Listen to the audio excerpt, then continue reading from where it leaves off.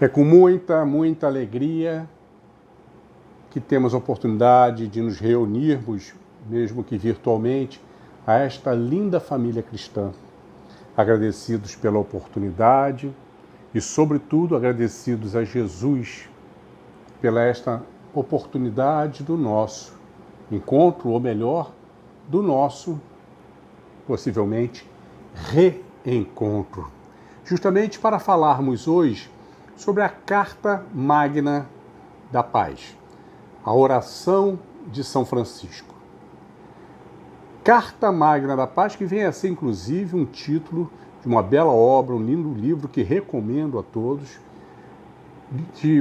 produzido pelo Espírito Camilo, através das mãos maravilhosas de Raul Teixeira, onde Camilo vem a nos alimentar com pontos, sementes de reflexões para melhor entendermos esta linda oração.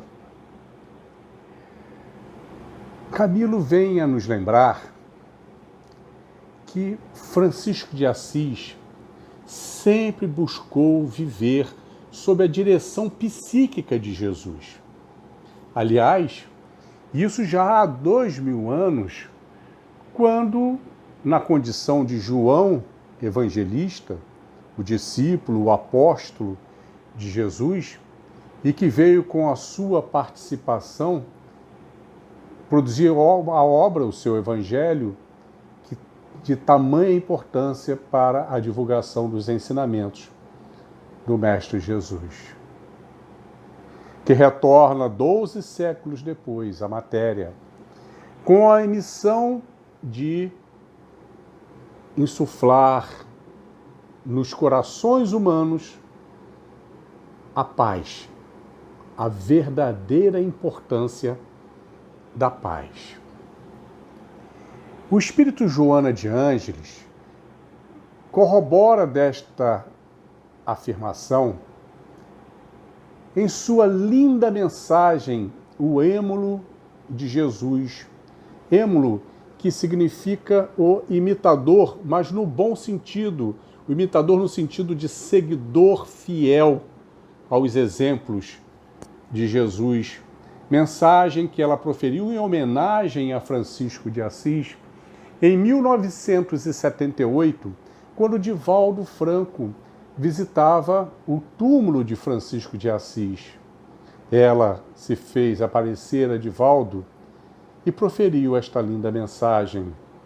Divaldo faz a observação de que raras vezes a viu tão radiosa, tão radiante ao proferir uma mensagem. Até porque os vínculos de Joana de Ângeles com Francisco de Assis são vínculos muito fortes, que vêm até mesmo lá de 2000 anos, quando ela, na condição de Joana de Cusa, aproxima-se de Maria Santíssima, de Madalena, de Susana, nas obras cristãs. E dentre os apóstolos, o primeiro a se aproximar dela veio a ser justamente João Evangelista. E 12 séculos depois, quando ele abraça a missão como Francisco de Assis, ela o acompanha como Clara, Santa Clara de Assis. Mas então existem sempre os nossos irmãos questionadores de fé fraca ou incrédulos,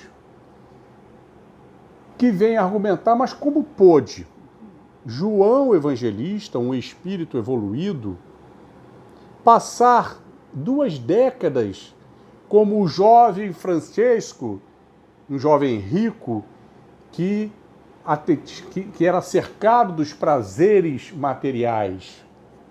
Como pôde isso a um espírito evoluído? E Camilo nos esclarece de que era necessário para que a sua conversão viesse a ser impactante. E tem toda a lógica. Porque se ele, Francesco, ao invés de um jovem de família rica, fosse um simples aldeão, desconhecido, nós sequer estaríamos falando disso agora. Mas não, o impacto foi tão grande que os seus próprios, muitos dos seus amigos ali, o seguiram na conversão. E não foi a primeira vez que isso aconteceu. Diversas outras vezes tivemos conversões exemplares. Vamos lembrar de uma? Saulo de Tarso, o grande rabino, o jovem rabino, rico, poderoso, que viera sendo preparado a vida inteira para ser um líder entre os rabinos, na travessia do deserto, diante da aparição do Cristo. Se converte imediatamente, abandonando a tudo, até mesmo o seu nome, Saulo, e adota o nome de Paulo, o Calmo, e tornou-se o grande divulgador da palavra do Cristo àquela região e época. Mas os nossos irmãos incrédulos também nos questionam às vezes, dizendo: mas se Deus é tão poderoso, por que ele não estala os dedos e acaba com a violência no mundo? Por que ainda ele permite tanta violência nas famílias, nos grupos, nas regiões, nos países? E uma vez mais, Camilo nos esclarece, dizendo que Deus assim o permite, para que os maus convivam com os maus, a tal ponto de saturarem-se do próprio mal, e assim despertando suas reflexões à paz e ao bem. Teria Deus poder para simplesmente destruir, sumir com os malfeitores? Claro que sim. Mas não se destrói o malfeitor porque também é filho do Pai, como nós já fomos malfeitores no passado. E sim, transforma-se malfeitores em benfeitores. Eis aí a questão. Conclui Camilo afirmando que somos imortais. Por isso Deus não tem pressa. O que importa é que o mérito seja conquistado, adquirido por cada um de nós. Se essa oração de São Francisco fosse seguida à risca pela humanidade, de certo que o planeta daria um pulo evolutivo, até mesmo acima de um mundo de regenerações. E para que possamos melhor interpretar essa oração tão pequena, são 15 sentenças apenas, com pontos chaves que nos remetem aos ensinamentos de Jesus. Vamos relembrá-la. Senhor, fazei-me um instrumento de vossa paz. Onde houver ódio, que eu leve o amor. Onde houver ofensa, que eu leve o perdão. Onde houver discórdia, que eu leve a união. Onde houver dúvidas, que eu leve a fé. Onde houver erro, que eu leve a verdade. Onde houver desespero, que eu leve a esperança. Onde houver tristeza, que eu leve a alegria. Onde houver trevas, que eu leve a luz. Ó Mestre, fazei com que eu busque mais consolar que ser consolado, compreender que ser compreendido, amar que ser amado, pois é dando que se recebe, é perdoando que se é perdoado, e é morrendo que se vive para a vida eterna. Para que possamos melhor entender, vamos dividir essas 15 sentenças em 3 blocos. O primeiro bloco, do Francisco Pacificador. O primeiro bloco limita-se à primeira sentença. O segundo bloco vai da 2ª à 9ª sentença, é do Francisco Iluminador, Esclarecedor. E o terceiro bloco, que vai da 10ª à 15ª, o do Francisco doador. Vamos a eles. No primeiro bloco, Francisco pacificador. Senhor, fazei de mim um instrumento de vossa paz. Com total sublimidade dos seus sentimentos, total vínculo com o Altíssimo, humildemente, o que era a sua característica herdada de Jesus, pois a humildade é a matriz de todas as virtudes, nenhuma virtude se sustenta sem humildade. Ele pede, ciente de que Jesus conta com um contingente de servidores na paz, no bem, no amor, ele humildemente pede, Senhor, fazei de mim um instrumento de sua paz, e não o instrumento, e sim mais um instrumento de sua paz. O que nos leva ao Francisco iluminador, pois o mundo tem sede de paz. Mas a grande maioria de nós espera que a paz venha do próximo, venha do outro. Aguardamos que a paz chegue até nós. Que a paz seja construída através de tratados, de leis, por organizações, por governos, por países. E Francisco vem, sim, como iluminador, nos mostrar que a paz, a verdadeira paz, deverá ser adquirida, criada no íntimo de cada um. Chegamos à segunda parte, então, do Francisco iluminador, esclarecedor, onde ele aborda da segunda à nona sentença, que aborda os seguintes tópicos: ódio, ofensa, discórdia, dúvida, erro, desespero, tristeza e esperança, que Joana de Ângeles chama de o lado sombra da vida. Vamos a ela. Senhor, onde houver ódio, que eu leve o amor. Onde houver ofensa, que eu leve o perdão.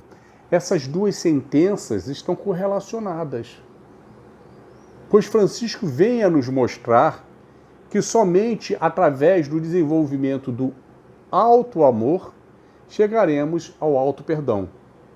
E através do desenvolvimento do alto amor, passamos a ter a capacidade de amar ao próximo, logo, de perdoar ao próximo. Uma pessoa odienta, ela é como que um foco infeccioso espalhando o seu ódio por onde passa. Mas, na realidade, ela está totalmente encharcada daquele próprio ódio que ela destila, pois inconscientemente ela tem um alto ódio pela identificação de suas falhas, de suas fraquezas. Por não aceitar isso, ela passa a se auto-odiar, o alto desejo de destruir-se. E assim busca como que uma vingança na destruição do que lhe cerca. Mostra-nos Francisco que só através do desenvolvimento do alto amor poderemos aniquilar o alto ódio. O alto amor é que nos dá a capacidade de olharmos para nós mesmos como somos em verdade, com virtudes e com defeitos. E ao perceber os nossos defeitos, ali, como somos, nos amarmos naquela condição. Pois será este alto amor que nos dará a força, a determinação para combatermos as nossas falhas, transformando-as em virtude, logo evoluindo. A partir do momento que nós enxergamos o nosso erro, aceitamos-os com a necessidade de combatê-los, nós estamos compreendendo o nosso erro, logo estamos já exercendo o auto-perdão.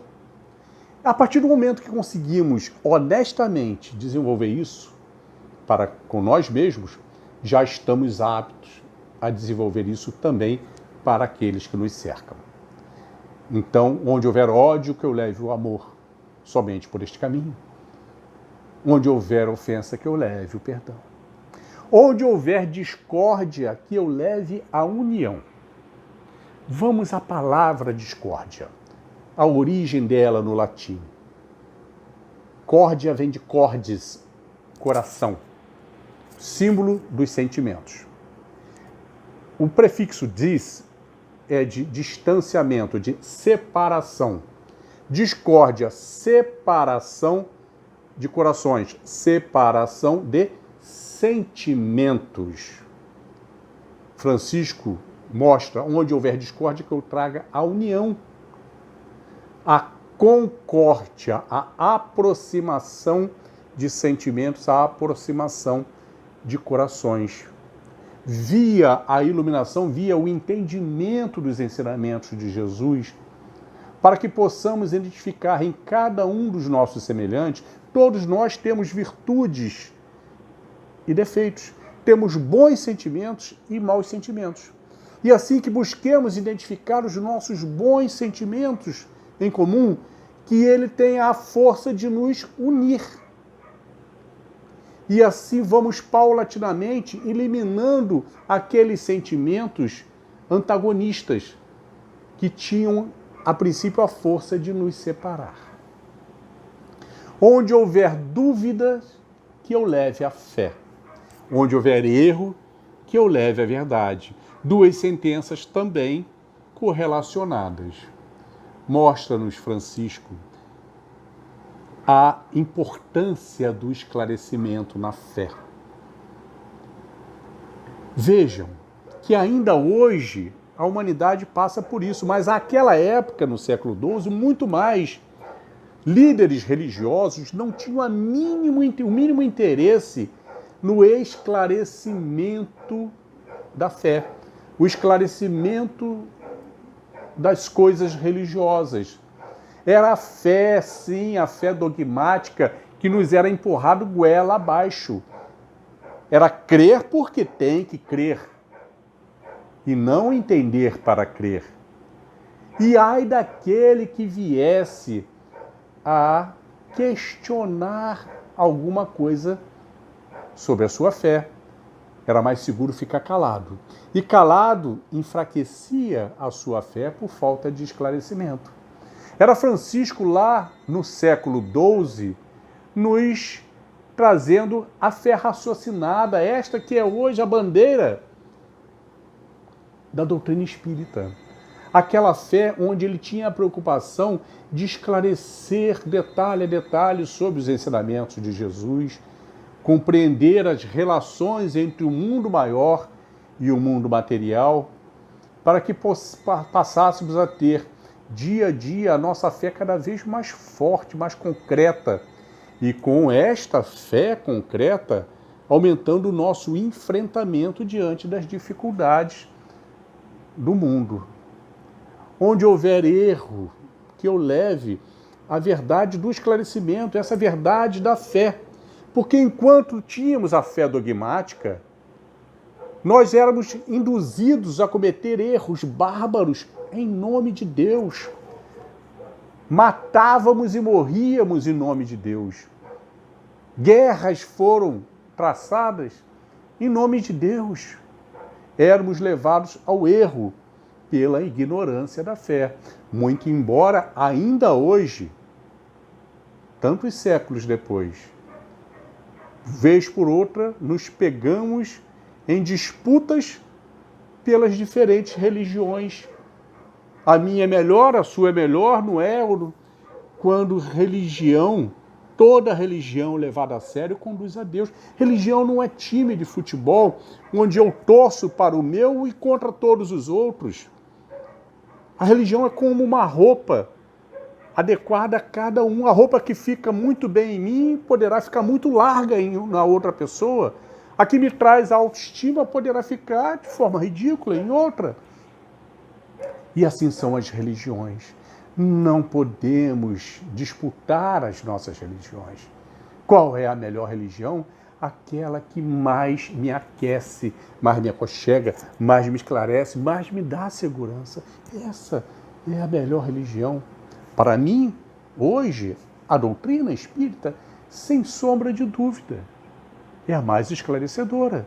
Mas se surgir uma mais esclarecedora ainda, acho muito difícil. Que mal há, contanto que nos leve à boa conduta, a conduta de Deus. Onde houver desespero, que eu leve a esperança. Desespero é a qualidade de quem não sabe esperar, de quem não consegue esperar. Então Francisco vem aí a nos mostrar a importância de desenvolvermos, de fortalecermos a virtude da paciência.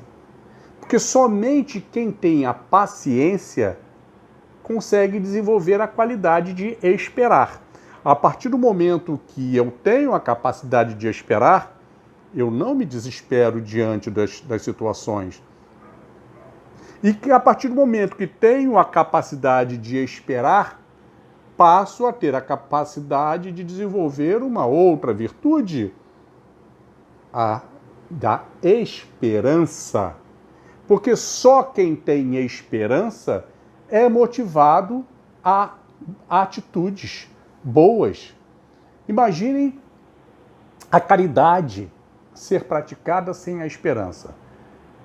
Seja qual for o tipo de caridade, nós a praticamos na esperança, na confiança de que aquilo resultará em algo bom para aquela pessoa que a recebe. Nós não queremos mais nada em troca, senão o bem-estar do próximo. Assim, onde houver desespero, que eu leve a esperança, através da paciência, a esperança, a confiança, sempre num amanhã melhor. Onde houver tristezas, que eu leve a alegria. É Francisco chamando a atenção para a verdadeira alegria. A alegria sólida, consistente. E não as alegrias efêmeras da gargalhada, da balada, dos momentos passageiros, rápidos, efêmeros, que ficam resquícios em nossas memórias, mas se vão. A verdadeira alegria, aquela que fica, que permanece, aquela que vai se juntando a tantas outras verdadeiras, formando um conjunto de alegria chamado felicidade. A alegria de ter ciência da importância de cuidarmos para a nossa saúde. A saúde física, sim, mas principalmente a nossa saúde espiritual, aquela que levaremos conosco para a eternidade. A verdadeira alegria de termos a consciência da importância de vencer os vícios, os crimes que só nos desviam do bom caminho. E a partir do momento em que vamos cada vez ficando mais resistentes a isso, mais conquistamos essa verdadeira alegria. A verdadeira alegria de termos a consciência e cada vez mais a capacidade de conquistar novas amizades. Amizade que vem a ser a semente do amor. Não existe amor que não tenha começado por uma amizade.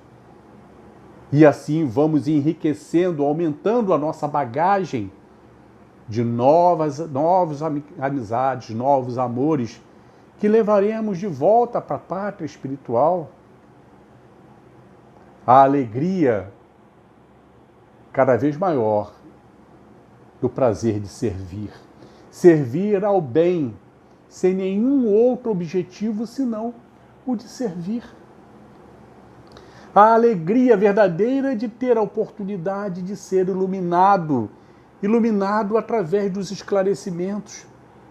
E para isso, essa doutrina maravilhosa, tão enriquecedora, todos os dias podemos finalizar o dia sabendo um pouquinho mais do que sabíamos. E a verdadeira alegria de nos tornarmos também iluminadores, esclarecendo ao nosso próximo naquilo em que fomos esclarecidos. E assim formarmos esse conjunto chamado felicidade. Onde houver trevas, que eu leve a luz. Trevas da ignorância. É Francisco nos mostrando a importância de combatermos a ignorância que nos leva aos preconceitos. Todo preconceito é burro, pois ele é filho da ignorância. O nome já diz pré-conceito. Estou fazendo um conceito antecipado sem ter conhecimento de causa. Seja qual for o preconceito, sexo, cor, raça, religião, seja qual for o preconceito, ele não gera nada de positivo. Pois todas as atitudes, sejam pensamentos, palavras ou atos, que nós praticamos baseados em preconceitos, nos levam à violência, a vícios, a desvios de conduta, a endividamentos éticos e morais. E assim findamos a segunda parte, a parte do Francisco Iluminador, onde ele nos dá esse esclarecimento para que possamos nós, em nossas reflexões, fazermos o melhor uso dessa linda oração. Chegamos então à terceira parte, a parte do Francisco Doador. Ó Mestre, fazei com que eu busque mais consolar que ser consolado, compreender que ser compreendido, amar que ser amado, pois é dando que se recebe, é perdoando que se é perdoado. A sublimidade de Francisco de Assis, a humildade dele, fazer com que eu busque mais consolar que ser consolado. Pedindo ele humildemente a Jesus que o ampare diante da tarefa de consolar. É tão difícil. Por quantas e quantas vezes, quando estamos diante de uma pessoa em sofrimento, esperando uma palavra de consolo, por quantas e quantas vezes nós sentimos dificuldade do que falar. E Francisco de Assis nos dá o seu exemplo, a confiança em Jesus de pedir o auxílio na hora de consolar. E é o que nós precisamos fazer, seja no atendimento a uma pessoa muito próxima, seja atendimento a um desconhecido numa situação ruim, seja na hora de fazer o atendimento fraterno. Que possamos ter a humildade de buscar no alto o auxílio. E é impressionante como recebemos imediatamente este auxílio tão importante. Fazei que eu busque compreender mais que ser compreendido. Compreender é a palavra-chave da indulgência. Qual o verdadeiro, questão 886 do Livro dos Espíritos, qual o verdadeiro significado da palavra caridade no entendimento de Jesus? E responde os venerandos: benevolência para com todos, indulgência para com as faltas alheias e perdão das ofensas. Benevolência vem do latim bono voluntatis, boa vontade. A boa vontade que é o ponto de partida de qualquer ação no bem. Se não houver a boa vontade, não existe caridade, não existe paciência, não existe tolerância, não existe nada de bom. Indulgência, industere, a docilidade que vem de dentro, que nos leva a olhar o erro alheio, a falha alheia, não mais com o dedo apontado, não mais com a crítica à ponta da língua, mas olhar a falha alheia com o entendimento de que nenhum de nós, ninguém é perfeito, e mesmo se fôssemos, mas ninguém é perfeito, todos nós temos as nossas falhas, os nossos erros e as nossas virtudes. Todas as nossas falhas e nossos erros, nós os temos ainda porque não nos convencemos da gravidade daquele erro em nossas vidas. Porque a partir do momento que a gente identifica o erro e tem certeza de que aquele erro me é muito nocivo a mim e àqueles que nos cercam, nós trabalhamos para transformá-lo em virtude. E assim, olhar sinceramente, honestamente ao erro do nosso semelhante com o mesmo critério. Identificar no erro do semelhante uma característica comportamental ainda não amadurecida. Ele ainda não se convenceu de que aquilo lhe é extremamente nocivo. Por uma questão de amadurecimento, em breve irá identificar. E assim, ao invés de nós julgarmos, nós compreendermos o erro do nosso próximo. Compreender não é concordar. Concordar seria ser conivente. Compreender é ser indulgente. Perdão das ofensas. Perdonatio. Donatio, doação. Perdoar não é esquecer. Perdoar é sentir algo de bom de dentro de nós, direcionado àquele que nos ofendeu, para que possamos de alguma maneira contribuir para a sua mudança e a sua reparação. Então Francisco fala, compreender que ser compreendido. A partir da compreensão, praticar a indulgência. E se praticamos a indulgência, não há mágoas. A compreensão. E se não há mágoas, não existe mais nada a ser perdoado. Aquilo já aconteceu. Isto é amar ao próximo. Isto é cumprir o segundo mandamento de amar ao próximo como a si mesmo. E assim amarmos a Deus sobre todas as coisas, que é o primeiro mandamento. Amar que ser amado. A sublimidade de Francisco de Assis nessa sentença. Questão 883 do Livro dos Espíritos. A sublimidade da virtude é aquela onde destina todo o seu sacrifício sem nenhum outro objetivo senão o de servir. Não querer nada em troca. É o amor incondicional colocado por Francisco de Assis. Que eu busque mais amar que ser amado. Amor incondicional. Dentre os encarnados, é considerado o maior amor o amor de mãe. Por quê? Porque a mãe é capaz de qualquer sacrifício em benefício do seu filho, sem nenhum outro objetivo senão o de atendê-lo. Os espíritos iluminados têm um amor superior ao de mãe, justamente porque é incondicional a toda a humanidade.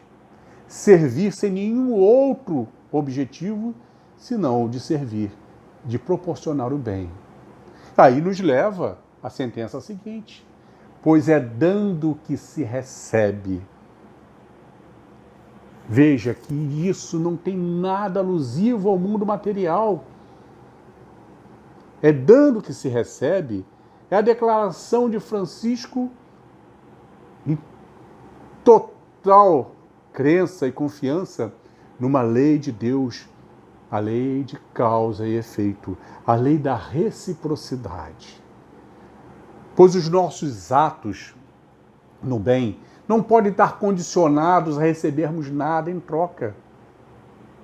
Porque naturalmente seremos beneficiados, mas o nosso objetivo é o de servir e não de ser servido. É perdoando que se é perdoado. Novamente aí a importância do auto-perdão.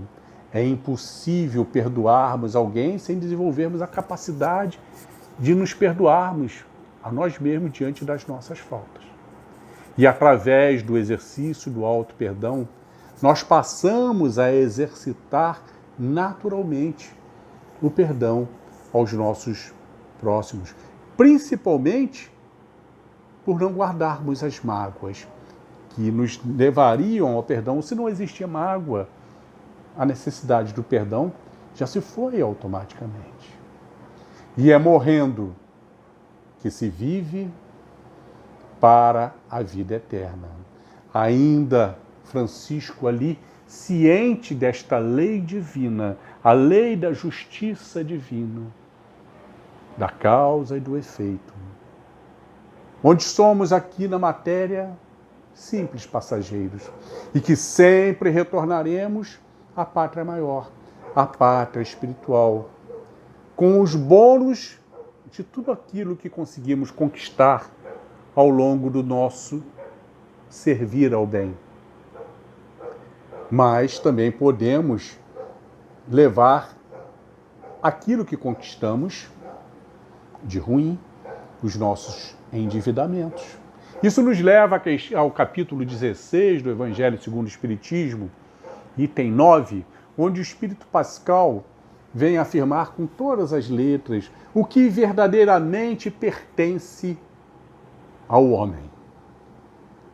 Tudo aquilo que ele poderá levar consigo à pátria espiritual. O resto é só usufruto, não nos pertence, nos foi emprestado. Então, o que levamos para a pátria espiritual ao fim de cada jornada? Nossos novos conhecimentos, nossas novas amizades, nossos novos amores, aumentando a nossa família espiritual, os bônus pelo que fizemos.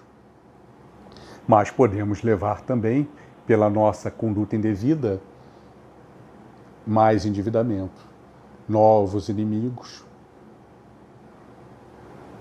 novos endividamentos. E assim teremos que retornar sobre nós mesmos, buscando através das provas, das expiações, nesse longo processo, para que possamos nos vencer. Finalizamos esta linda oração, uma verdadeira, não tem nome mais apropriado, a Carta Magna da Paz, onde Francisco, ele vem a nos dar a dica. Inicie com tudo aquilo que é necessário. E depois, por tudo aquilo que é possível. E quando menos perceber, estarás fazendo o que é impossível. Vamos traduzir isso? Por vezes nos achamos incapazes de servir ao bem. Não conseguimos entender como pessoas dedicam uma manhã de domingo em visitas a sanatórios, hospitais, orfanatos, como pessoas dedicam noites de sábado distribuindo sopa pelas ruas, quando o mundo tem tanta coisa chamando a gente para fazer. E Francisco nos dá essa dica. No exercício do bem, inicie pelo necessário, dentro do nosso próprio lar, praticando a paciência, a tolerância, a amabilidade, o servir, o perdão, a indulgência, dentro do nosso lar. É a criança que quebra o copo e a gente entra destrambelhado, descarregando o estresse da semana, quando é uma grande oportunidade de chamá-la e mostrar que aquilo ali poderia ter sido evitado e que poderia até ter machucado ela. A hora da educação. É quando o nosso idoso fala pela 10ª vez a mesma coisa. E a gente, arrepiado, diz, já falou isso. Quando é a oportunidade de dar carinho, paciência, amor, e dar atenção e se preparar para a 11ª vez. Quem sabe um dia a gente chegue lá naquela situação também. E assim, exercitando o bem dentro dos nossos lares, nós estamos fazendo o que é necessário. E aquilo vai entrando naturalmente na nossa maneira de ser, que quando a gente menos percebe, já estamos praticando aquilo fora dos limites da nossa casa, na nossa vizinhança, na nossa rua, no nosso ambiente de trabalho. Já estamos fazendo o que é possível. E aquilo vai entrando na gente de tal forma, porque o bem tem esse poder, que quando menos percebemos, estamos realizando tudo aquilo que achávamos ser impossível. fazendo o bem para aqueles que não conhecemos, pelo simples prazer de fazer o bem. Assim, Francisco nos mostra que a verdadeira felicidade há de ser construída dentro de nós, dentro de cada um. E a partir deste momento, a verdadeira paz deve ser construída dentro de nós. E a partir desse momento, vamos saboreando esse doce sabor da paz e o disseminando no nosso micro-universo. Nossa casa, nosso trabalho, nossa rua, nossos relacionamentos. E esses também, com o nosso exemplo e com o nosso abraçamento, também hão de ir desenvolvendo a paz. E são inúmeros micro-universos de paz que vão se juntando até que se forme a paz no macro-universo, no nosso planeta. Como disse aquela linda frase da música, a paz do mundo começa em mim. E que possamos rogar a Jesus, nosso irmão maior, que nos envolva sempre em sua paz. E que neste momento possamos sentirmos todos, cada um de nós, em seu lar, nos sentirmos abraçados, envolvidos pelo nosso mentor espiritual, pelo nosso anjo guardião, esse emissário de luz do nosso irmão maior, Jesus. Muita paz a todos e muito obrigado mais uma vez.